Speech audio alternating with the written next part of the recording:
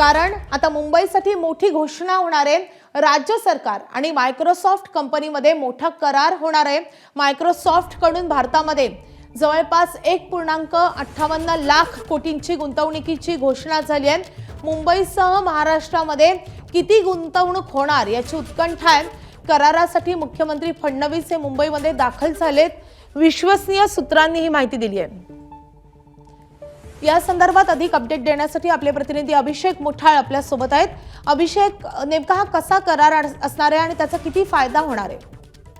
एकूणच जर का पाहायचं तर मुंबईसाठी ही मोठ्या घोषणा ही म्हणावं लागणार आहे। एकूणच डेटा सेंटर संदर्भात मोठ्या प्रमाणात प्रयत्न हे आपल्याला मागील अनेक वर्षांपासून देवेंद्र फडणवीस हे करताना पाहायला मिळत आहेत आणि त्याच दृष्टिकोनातनं या सगळ्या गुंतवणुकीकडे पाहायला पाहिजे। एकूणच राज्य सरकार आणि मायक्रोसॉफ्ट या कंपनीमध्ये हा करार आपल्याला होताना पाहायला मिळेल।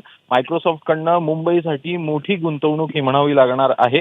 मुख्यमंत्री देवेंद्र फडणवीस या करारासाठी मुंबईमध्ये दाखल झालेले आहेत। सत्या नडेला जे मायक्रोसॉफ्टचे सीईओ आहे आणि मुख्यमंत्री या दोघांमध्येही हा एकूणच MOU आहे जो साईन होताना आपल्याला पाहायला मिळेल आणि एकूणच मुंबईसाठी मोठ्या गुंतवणुकी पैकी हा करार मानला जातो आहे। त्यामुळे एकूणच मुंबई महापालिका असेल किंवा मग येत्या काळामध्ये निवडणुकीचा सगळा आपल्याला धुरळा पाहायला मिळणार आहे आणि त्या अनुषंगाने मुंबईसाठी ही मोठी गुंतवणूक एकूणच मतदारांना आकर्षित करणारी आहे।